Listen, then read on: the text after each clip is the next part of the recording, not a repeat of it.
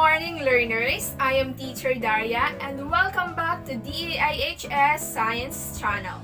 Before we begin our lesson, kindly prepare your area for your synchronous session. Get your pens, papers, grade 7 modules, and be ready in our lesson. Are you ready? What do you think is the similarities of these pictures? Correct. It's direction. Next, it's position. Motion.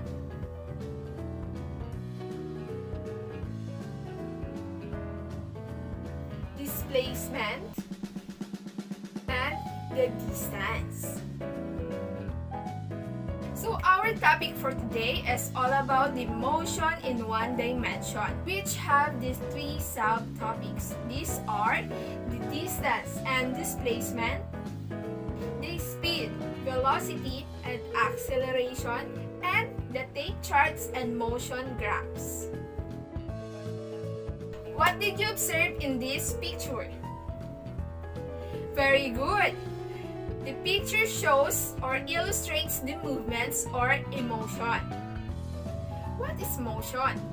And is the motion necessary in our lives? Motion doesn't just evident in cars, planes, or other fast-moving objects. It is also present in every little movement. Before we continue, here are our most essential learning competencies. Describe the motion of an object in terms of distance, displacement, speed, velocity, and acceleration, and create and interpret visual representation of the motion of an object such as tape charts and motion graphs.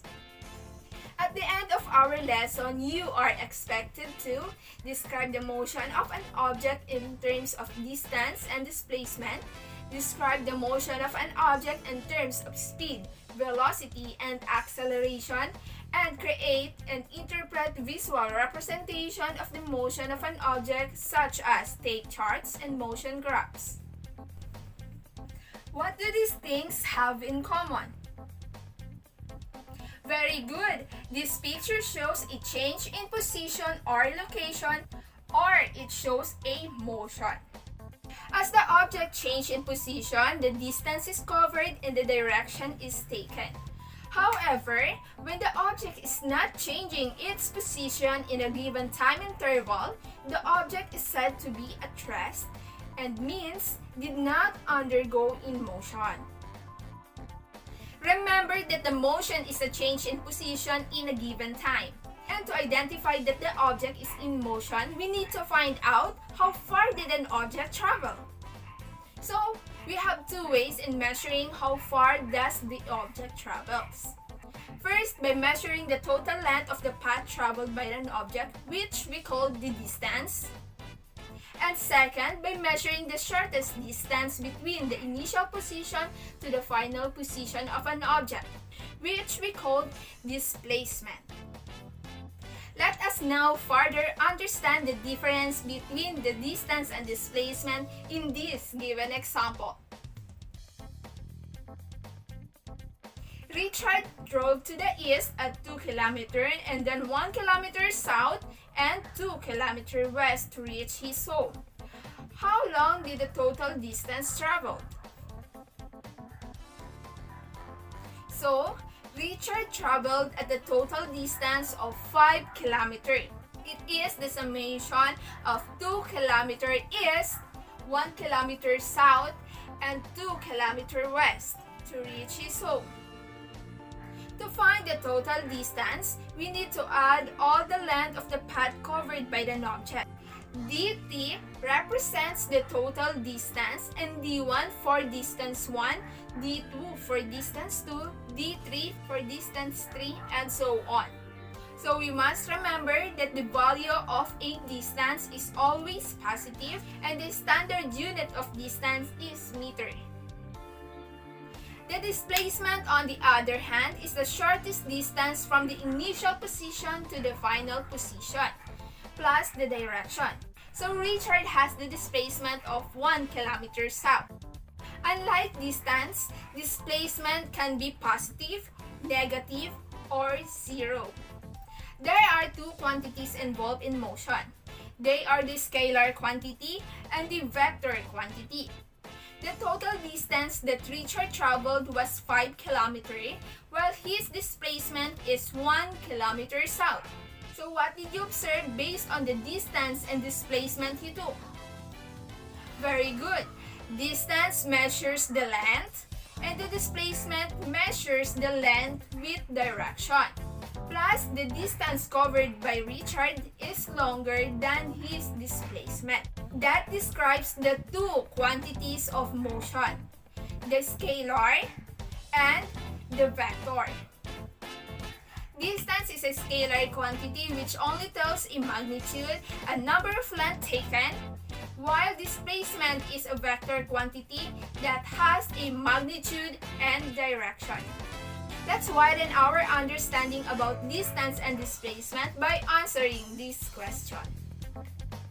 If Richard went back to his initial position, will the distance change?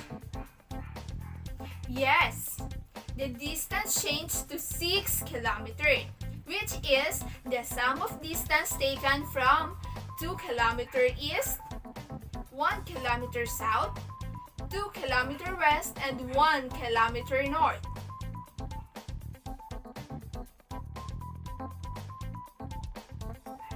What about his displacement? The displacement becomes 0 north, hence Richard back to his initial position. So let's answer the learning task quiz in your module. Ralph rides a boat for fishing trip at 6 kilometers south, and after half hour of waiting, no fish were caught. So he goes to 2 kilometers west, then he follows the school of fish at 1 kilometer north. So the question is, how long did he travel? He traveled at 9 kilometers, which is the total of 6 kilometers south, 2 kilometers west, and 1 kilometer north. Is the boat displacement equal to 0? No, Ralph didn't go back to his initial position, so the displacement is not 0. Let's have the activity number 2. The ball rolls from point A to point B at 1.5 meter. As it is reached the point B, which is the right, it rolls back to the starting point. The question is, how far did the ball roll? So now we're going to compute the total distance traveled by the ball. The total distance covered by the ball is 3 meters. What about his displacement? Correct. The displacement is 0 because the ball goes back to his initial position. And let's have a short review. What is being asked in this definition? First, it is a scalar quantity that refers to the total length of the object travels. Very good. It is distance.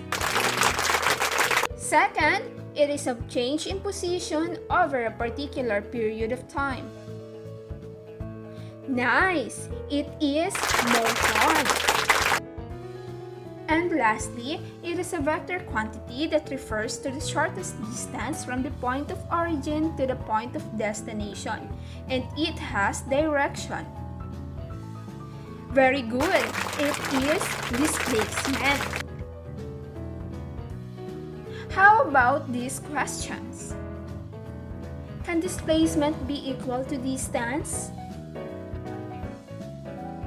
Yes, only if the path taken is a straight line. Can displacement be greater than the distance? No, we must remember that the displacement is the shortest length covered. What if the object back to the initial position? What would be its displacement? The answer is the displacement will be 0. You did a great job! I hope that you learned enough in our first lesson entitled Distance and Displacement.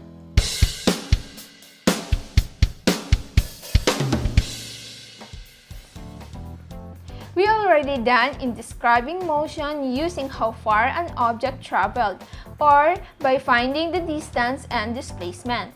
Now, we are going to discover the motion by determining how fast or slow the movement is. Do you know this animal? Very good learners, this is cheetah or scientifically known as Acinonyx jubatus. This animal is the fastest animal in the land. It can reach at the speed of 112 to 120 km per hour.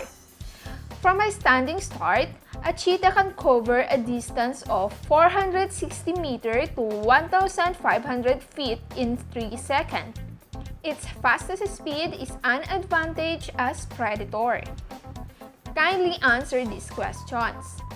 What is the fastest animal in the land?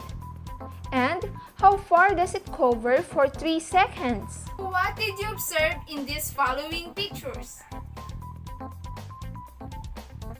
If they are in a running event, which of these animals is the fastest and which of these is the slowest? Probably the fastest will be the cheetah and the slowest is the turtle. In comparing how fast and how slow an animal or an object travels, we describe their speed. Speed is a scalar quantity that measures how fast an object is moving with respect to the distance traveled in a given time. The SI unit for the speed is meter per second and calculated through the formula of speed equals to distance over time, or S equals D over T. However, the velocity is a vector quantity that measures speed in a given time with direction. It indicates speed with direction. Before we continue in our discussion, let's have a simple activity. Always remember that the speed is measure of how fast an object is moving corresponding to the distance without direction, while the velocity is a vector quantity that measures speed in a given direction. Determine if it is describing speed or velocity by writing the statement inside the box, which correspond to their classification. So first, the tropical storm travels 88 km per hour eastward.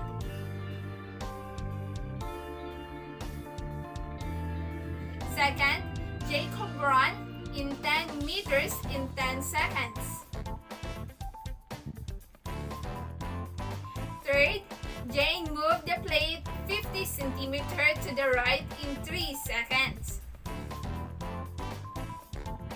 Fourth, Raphael swims 120 meters towards the shore in 60 seconds.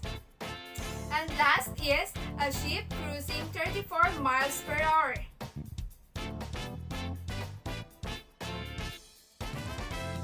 Let's take a look in the given examples in your module. A car is moving at a uniform speed at 30 miles north in 0.5 hour. What is the speed of the car?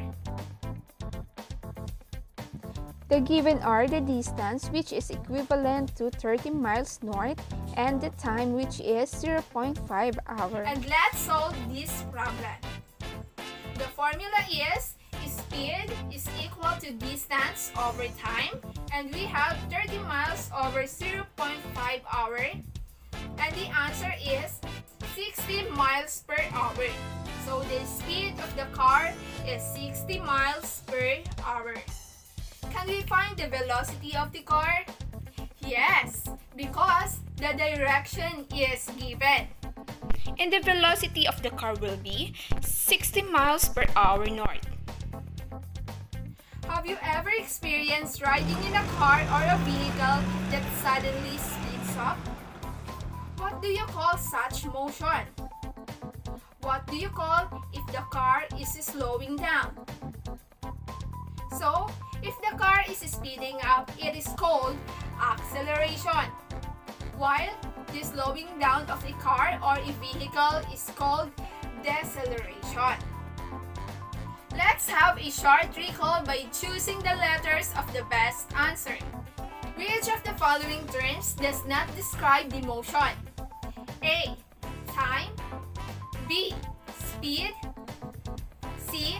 Distance. And letter D. Particle.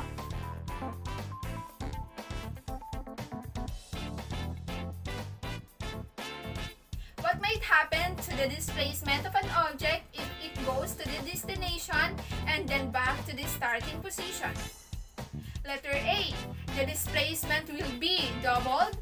Letter B. The displacement will be equal to 0. Letter C. The displacement does not change. Letter D. None of the above.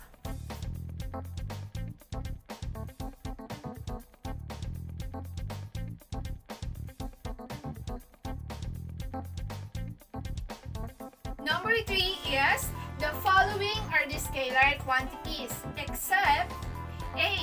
Distance. B. Speed. C. Velocity. D. Time.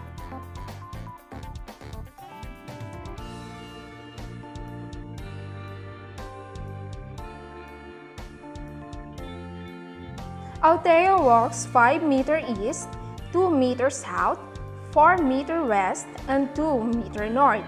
How far did you walk? A. 1 meter. B. 13 meter.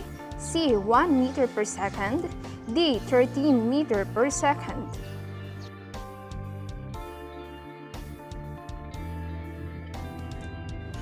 Which of the following is a measure of velocity? Letter A, 20 seconds. Letter B, 20 south. Letter C, 20 meter per second. Letter D, 20 meter per second south.